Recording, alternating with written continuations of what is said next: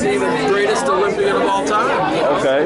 See maybe the best athlete ever compete under the most amount of pressure. Yeah. Probably that we've ever seen. Indeed.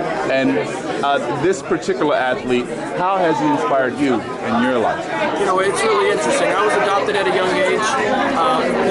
The parents that adopted me were white, and I didn't know much about my African American heritage or where I came from. And so to help me connect, my adopted mother would read me stories about prominent African Americans, and one of the first stories that she read me at a young age was a Jesse Owens story. And it was shortly after that I became a track and field athlete. Indeed. And so it was through those stories that I really gained inspiration. You know, there was not a lot of inspiration around me, and so I looked up to athletes, and Jesse Owens was the first athlete that I really looked up to. Indeed.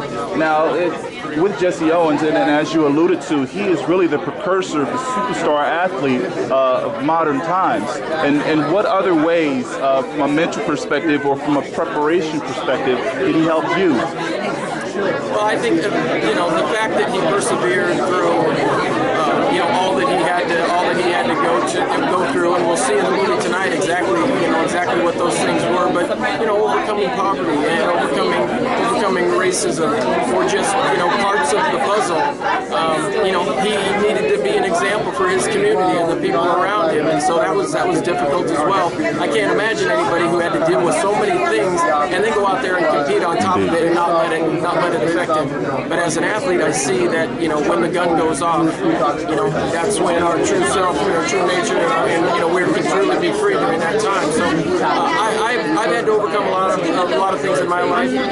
Is it necessary that you have to overcome things to be successful? No, but it's inevitable. We will at some point have to persevere. Absolutely. And Jesse Owens' story is a great story about perseverance. It was a pleasure speaking with you. Is there anything I may have neglected to ask you about your career that you'd like for my readership to know? No, not really. You know, I didn't make the Olympic team in 1992 when I was the best in the world. I remember that. I crumbled under some enormous amount of pressure with the Dan and Dave ad. But with the country behind me, I was able to come back and win the gold here in the United States in 1996. And still to this day, that's, you know, if you ask me what my greatest moment was, and that was standing in the Olympic Stadium in Atlanta and watching the Olympic flag, watching the American flag go up.